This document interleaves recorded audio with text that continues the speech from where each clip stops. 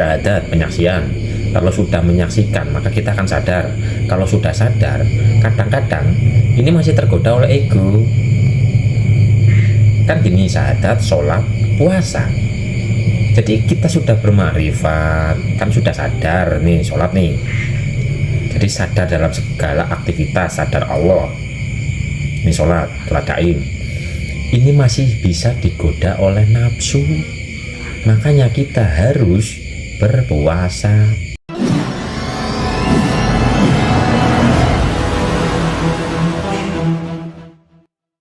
Di VT tadi dibikinin tentang jihad.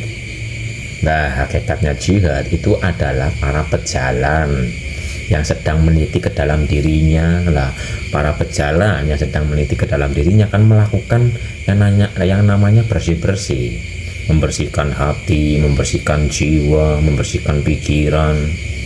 Tuh, makanya perang paling besar adalah melawan hawa nafsu kita sendiri. Jadi kita atau jihad yang sejati adalah kita melepaskan diri dari godaan-godaan nafsu, godaan nafsu pengakuan dan keakuan, agar kita tidak merampas hak-hak ilahi. Contoh, kita berbuat kebaikan, tapi kalau kita yang merasa bahwa diri kita yang berbuat kebaikan tanpa ada kesadaran kita digerakkan untuk berbuat kebaikan, ini kita sudah merampas hak-hak ilahi, bahkan kita sudah bersaing dengan Tuhan kita. Nah, saingan dengan Tuhan kita ini dinamakan apa? Padahal bukan kita yang berbuat kebaikan. Makanya kan ada ayatnya. Di saat kita berbuat kebaikan, katakan, bukan aku yang berbuat baik, tapi Allah yang menggerakkan hatiku untuk berbuat baik. Tapi di saat kita melakukan kelalaian atau kedoliman, bukan Allah yang menggerakkan, tapi kehendak bebas yang menggerakkan. Ini untuk latihan agar kita tidak sombong, agar kita tidak merampas hak-hak ilahi. Makanya kalau dalam berbuat kebaikan, untuk latihannya bukan aku tapi dia, bukan aku tapi dia. Bahkan ada ayatnya nih, ntar dulu saya carikan.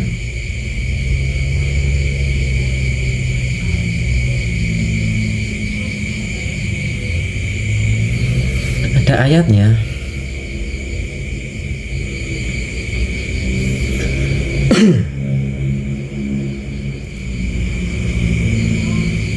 Di surat Al-Kahfi ayat 104 ada ayatnya. Makanya pentingnya kita belajar ma'rifat. 104 nih ayatnya nih. Kita dulu 104 nih ayat 103 nya. Artinya aja Bapak Ibu. Katakanlah Muhammad, apakah perlu kami beritahukan kepadamu tentang orang yang paling rugi perbuatannya? 104 nya, yaitu orang yang sia-sia perbuatannya dalam kehidupan dunia, sedangkan mereka mengira telah berbuat sebaik-baiknya. 105 nya, mereka itu adalah orang yang mengingkari ayat-ayat Tuhan mereka dan tidak percaya terhadap pertemuan dengan Tuhannya, maka sia-sia amal mereka dan kami tidak memberikan penimbangan terhadap amal mereka pada hari kiamat. Tuh, ayatnya jelas banget. Yang mengingkari perjumpaannya. Nah, di saat kita berbuat kebaikan, ya untuk latihannya adalah kita bertemu dengannya, kesadaran kita terkoneksi.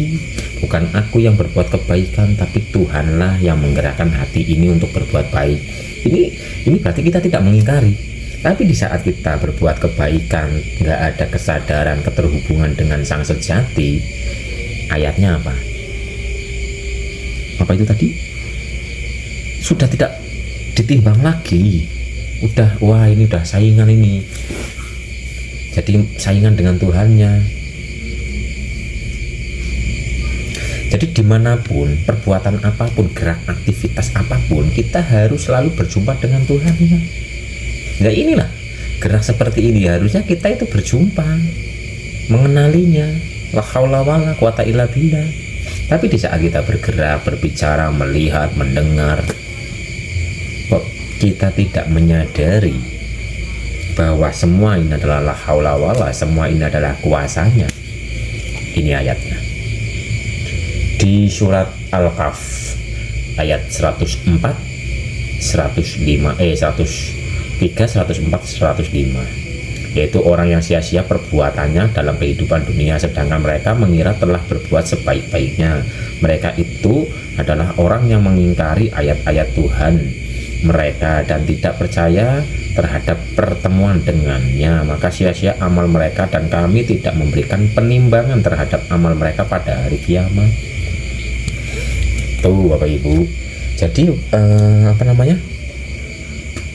belajar kesadaran atau bermakrifat atau mengenal diri, mengenal sang sejati itu nomor satu. Makanya apa? Awaluddin ma'rifatullah, awal beragama adalah kenal Allah, dan kita akan dianggap menjadi umat Islam kalau kita sudah bersyahadat. Ini kalau dalam pandangan umum, kalau sudah bersyahadat, padahal bukan hanya di kata-katanya, bukan di kata-kata syahadatnya saja. Kalau hanya kata-katanya kita akan dipandang sebagai umat muslim oleh manusia, tapi belum tentu kita dipandang sudah benar-benar muslim atau benar-benar Islam oleh Tuhan kita.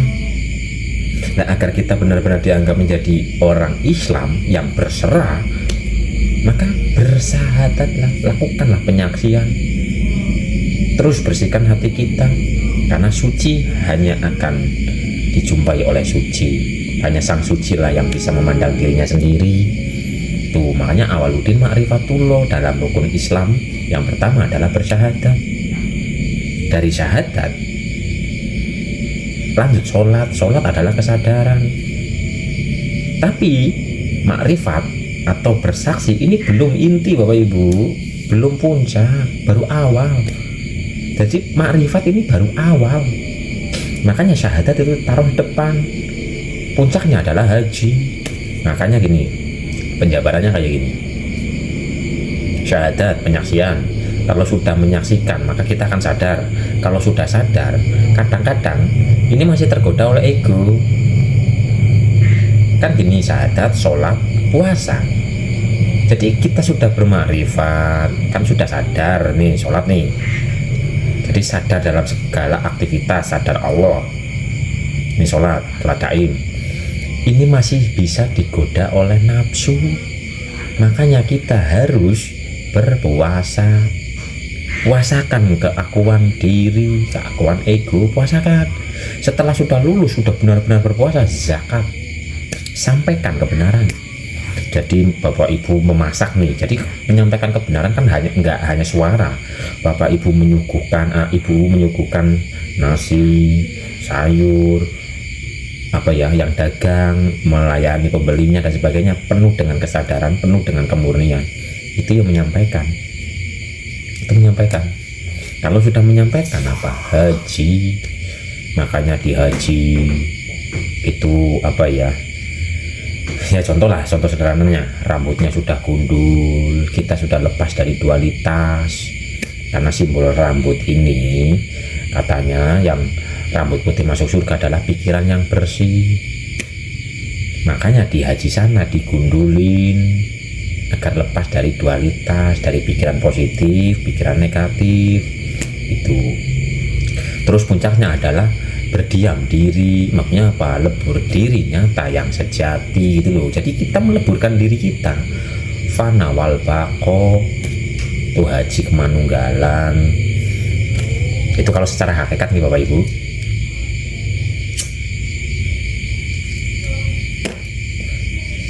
Terus kenapa berputarnya itu ke kiri nggak ke kanan? Karena energi memutar ke kanan itu energi alam ini, energi kemakhlukan. Nah kalau kita kan sudah makhluk nih, kita memutarnya ke kanan, pecah diri kita, nggak kuat. Makanya ada keseimbangan, ada yin, ada yang ini ke sini, yang ini ke sini gitu loh. Yang satu berputar ke kanan, yang satu berputar ke kiri. Jam berputarnya ke kanan. Nah, toa berputarnya ke kiri karena toa itu hubungannya lingkup batin, rohani. Hubungan rohani itu muternya ke kiri. Makanya kalau Bapak Ibu mau survei sirkuit balapan kan kenceng nih. rata-rata yang muternya ke kiri. Kalau ke kanan itu gampang jatuh, tapi ke kiri muternya. Kalau mau memperhatikan, ini bikin kopi, orang-orang zaman dulu ngaduk minuman seperti kopi, teh dan sebagainya, muternya ke kanan apa atau ke kiri Bapak Ibu? Coba ini yang menjadi robusta, robusta apa ya itu yang racik kopi apa namanya ya? Itulah yang menjadi racikan yang tukang racik kopi. Bapak Ibu di saat mutek kopi ke kanan apa ke kiri? Oh ya barista kok, robusta kopinya yo. Sorry. Baristanya. Ke kanan apa ke kiri kalau mutek kopi, bikin kopi, wedang kopi?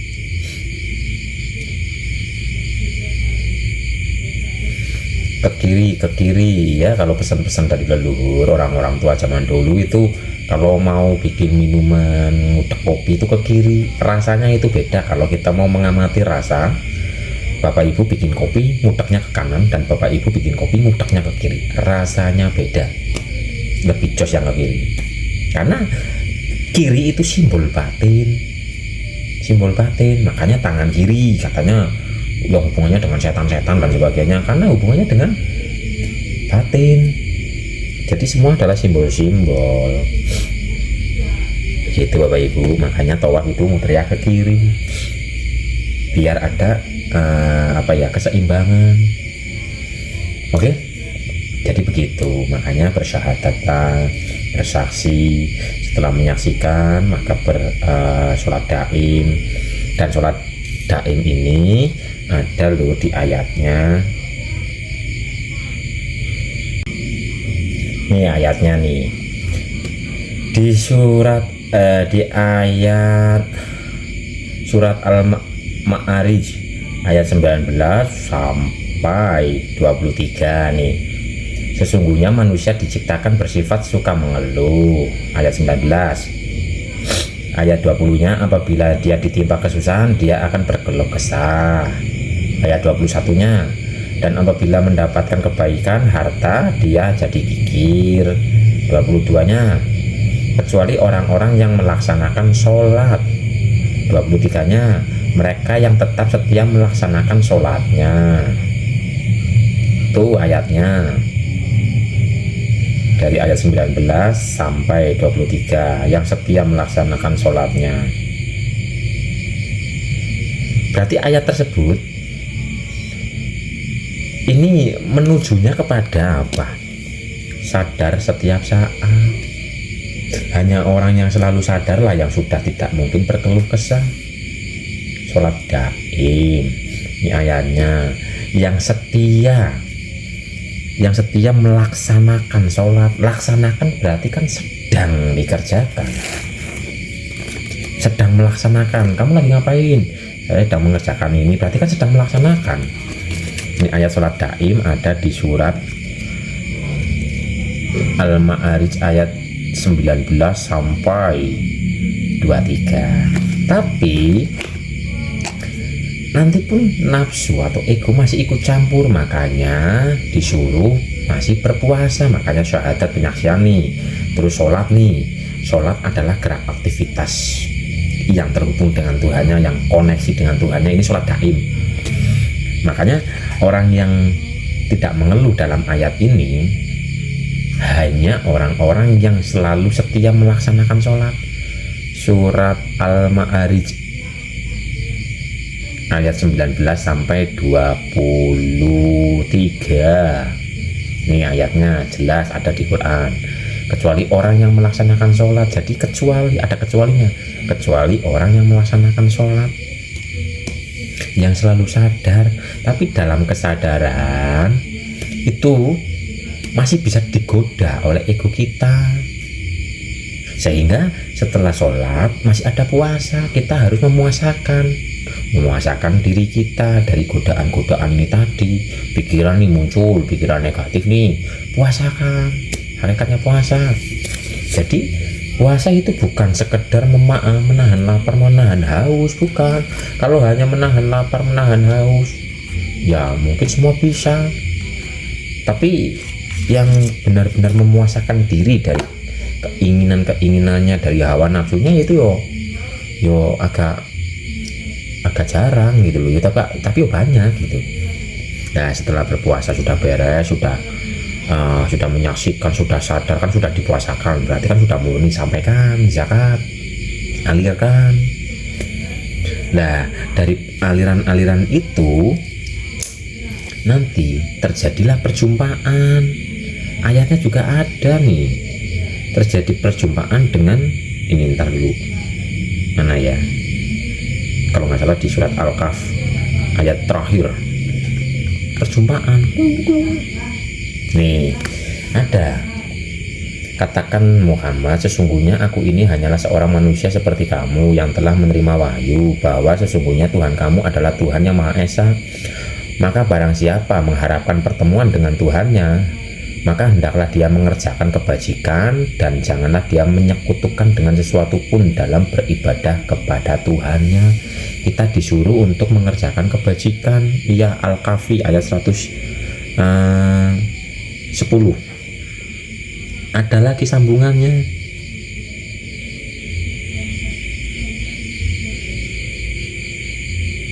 Ntar dulu, saya cari dulu. Nih di surat Al-Imran ayat 92, kamu sekali-kali tidak akan memperoleh kebajikan yang sempurna sebelum kamu menginfakkan sebagian harta yang kamu cintai, dan apa saja yang kamu infakkan sesungguhnya Allah mengetahui. Jadi intinya apa? Kepedulian, apa? Berderma intinya. Loh, masa berjumpa dengan Tuhannya dengan berderma? Ayatnya ada, ayat diskusi. Tapi aku kedinginan, aku kelaparan, aku sakit, kenapa engkau tidak menjengukku? Kenapa tidak engkau beriku makan? Kenapa engkau tidak memberiku minum? Kenapa engkau tidak memberiku selimut? Masa Tuhan kedinginan? Masa Tuhan kelaparan? Aku bersama orang-orang yang sakit, aku bersama orang-orang yang lapar, aku bersama orang-orang yang kedinginan, aku bersama orang-orang yang sabar dan sebagainya. Ada ayatnya. Jadi makanya ada berderma. Berderma sebenarnya di Quran ada semua, cuman tinggal kita apa ya, ayatnya di mananya gitu loh. Karena kan Al-Quran juga ada di sini, kadang sambungannya di sini, kadang sambungannya di sini gitu. Itu perjumpaan dengan Tuhannya.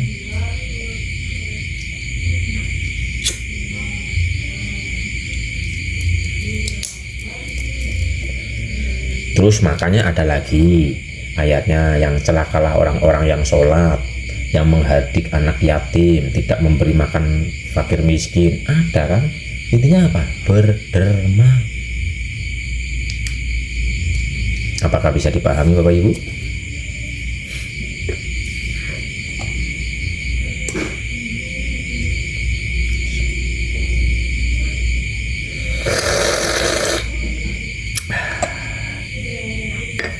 Turut-turutannya rukun Islam yang 5 ini: penyaksian, sholat daim, puasa dari keakuan, saum puasa dari keakuan, pengakuan, alirkan, ketemulah dengan sang sejati. Jadi yang paling dekat amalan untuk berjumpa dengan Tuhannya adalah itu tadi,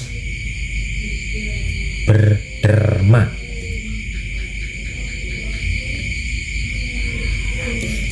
Itu kalau kita merujuk kepada ayat-ayatnya.